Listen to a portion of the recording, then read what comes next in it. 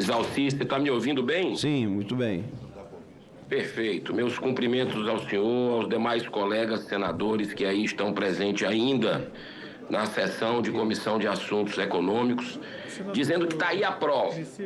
Nós acabamos de ter a prova de que esse sistema remoto, ele não funciona, não é democrático para que a gente possa debater projetos polêmicos. Está aí a prova agora. Né?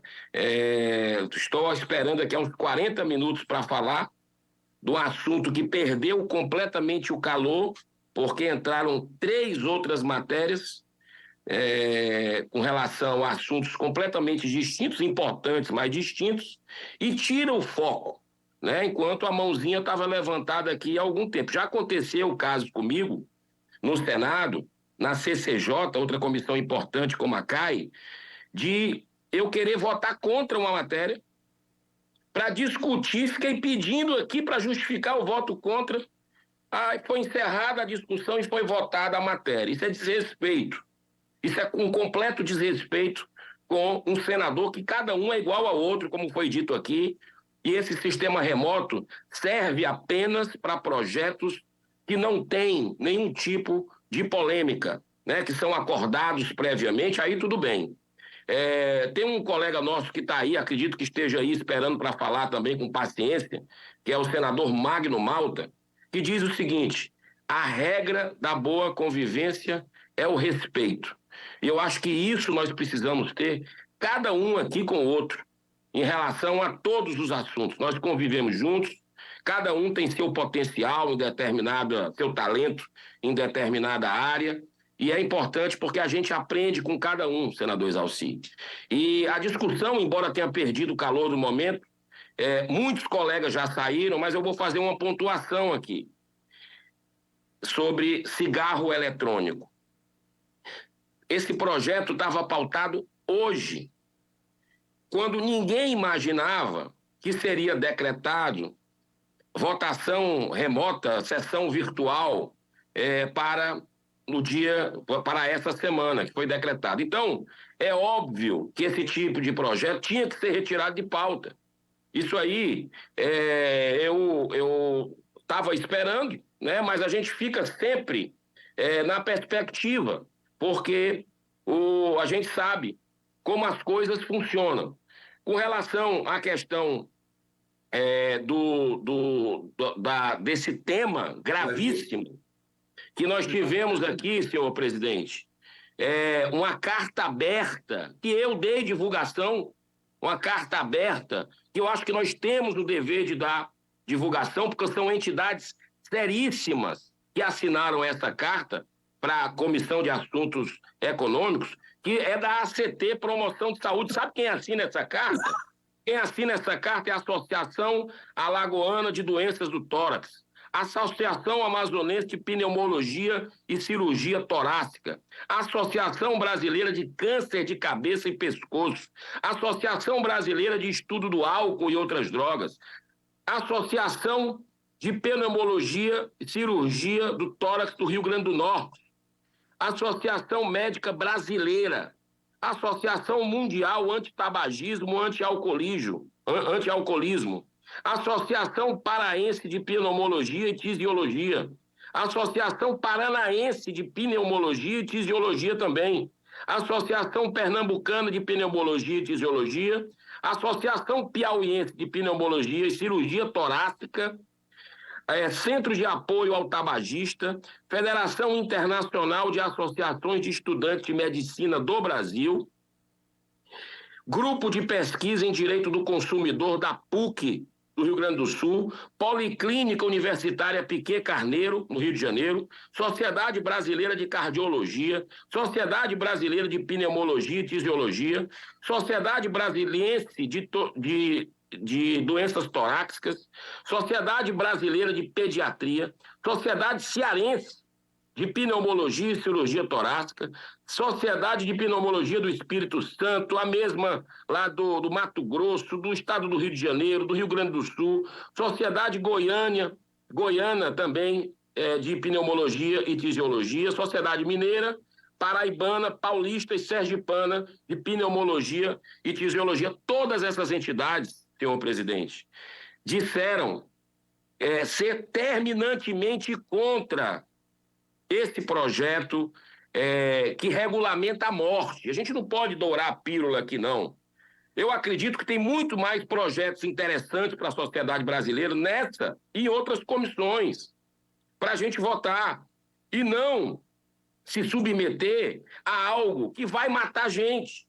Vai matar a gente. Eu sei que a gente vai discutir isso em outras matérias, em outros momentos, durante a votação, mas você tem aqui dados escandalosos. Por exemplo, foi falado de arrecadação. Estima-se aí, senador Iovista, eu estou vendo que o senhor está bem atento a esses números, que a arrecadação, olha só, os números inflados da indústria do tabaco diz que vai chegar a 7,5 bi, P de bola e de índio. Os dados oficiais do governo brasileiro, do Ministério da Saúde, mostram que o custo só do cigarro convencional, já atinge para o país 125 bi, P de bola e de índio. Sabe como?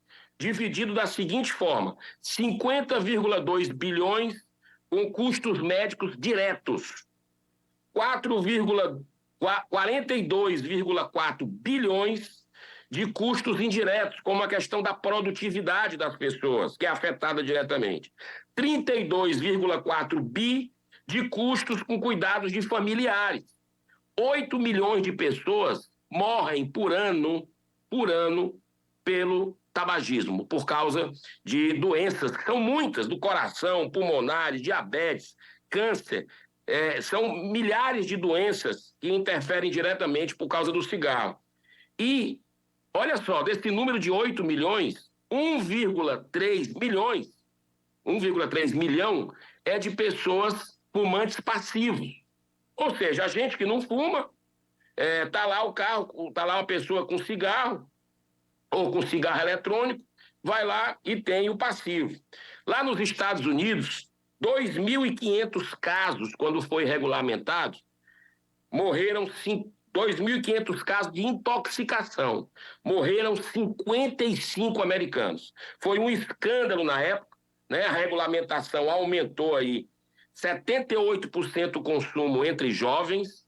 É por isso que as pessoas que são contra a regulamentação do cigarro eletrônico dizem, e com muita legitimidade, que é uma arma química contra especialmente a juventude. Foi falado de algo de agronegócio, isso vai beneficiar o pessoal da Bahia, do Rio Grande do Sul. Não é verdade.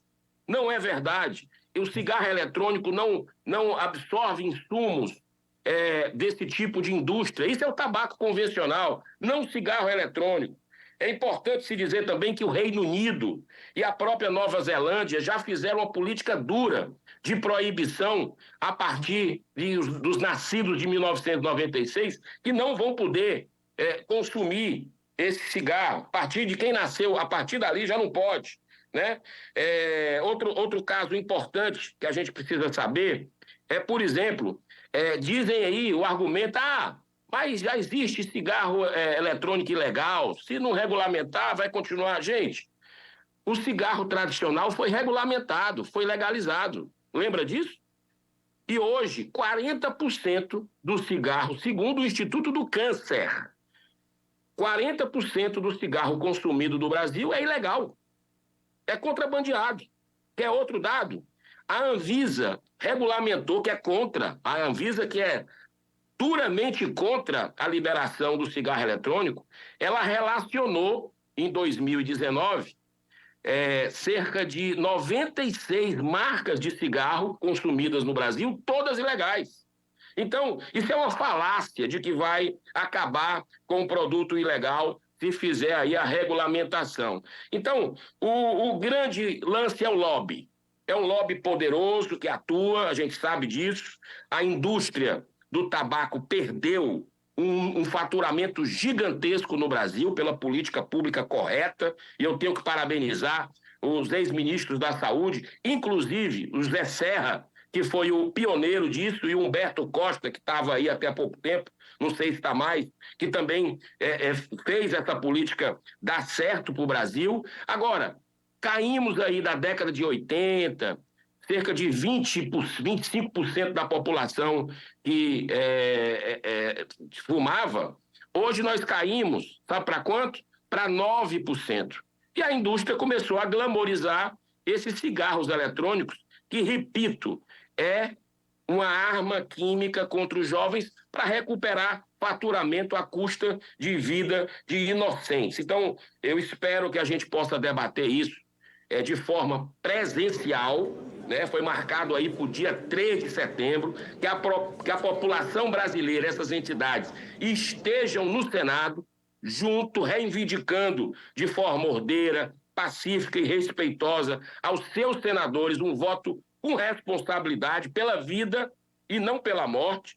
São 120 substâncias, a maioria cancerígenas, que esses cigarros eletrônicos aí utilizam, né? E a gente tem esse peso muito forte de que, como foi colocado pelo senador Iovisto de uma forma brilhante, mas existe, vamos regulamentar. É a mesma coisa, bota a cocaína também para regulamentar, que é o quê? A prostituição infantil, a pedofilia, regulamenta, não existe, regulamenta. Assassino, isso é um absurdo, esse tipo de argumento para legalizar isso. Então, quero dizer, dar o meu testemunho, que o senador Vanderlan Cardoso é um homem democrático, que sempre se posicionou contra as drogas, inclusive votou contra essa questão da volta de bingos e cassinos, ele votou contra lá na CCJ, e também é a favor da vida, da família, e eu entendo que a gente precisa fazer um debate, se tiver que debater esse assunto, porque eu acho que não é prioridade para o Brasil, mas se tiver que fazer um debate pleno, ouvindo, foi pouca audiência pública, vamos combinar, fazer 2 audiências públicas, né? Porque não foi uma só na CAI, foi outra em outra comissão, isso é pouco. Tem que fazer mais, tem que ouvir todas essas entidades para que a gente possa fazer um voto com consciência, rejeitando essa arma química contra os jovens. Então, muito obrigado, presidente Isalci. Fica aí o registro de como esse sistema não merece que a gente faça votações. Por exemplo, eu não estou vendo ninguém aí, né? Eu estou vendo aqui pela imagem o senador Iovisto, não estou vendo quem está no plenário, até para dirigir para algum colega e tudo, certas colocações aí que foram feitas, os bets que foram lembrados. E eu agradeço, senador Iovisto. Nós avisamos tudo isso que ia acontecer, né? Então, nós precisamos, isso é vício, nós precisamos também tomar uma medida rápida com relação à proibição disso. A tragédia está no meio do mundo. A gente está vendo só a ponta do iceberg do endividamento em massa que está acontecendo nos brasileiros, o comércio sentindo já, a indústria já começa a sentir, e isso aí, só quem ganha são poucos, em detrimento de toda a sociedade que adoece. Grande abraço, muita paz a todos. Obrigado, General. Só quero registrar que vários senadores estão aqui, estavam e estão.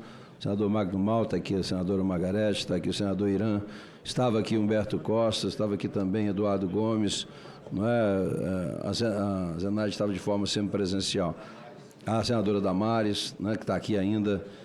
Bem, nós temos aqui ainda sobre esse assunto. Eu mudei para o senador Eduardo Gomes, primeiro pelo gesto de retirar o projeto, e segundo porque ele tinha urgência, então, mas já voltou aqui o calor da discussão.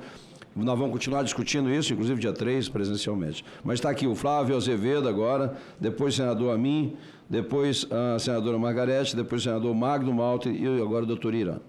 Com a palavra, então, o senador Flávio Azevedo.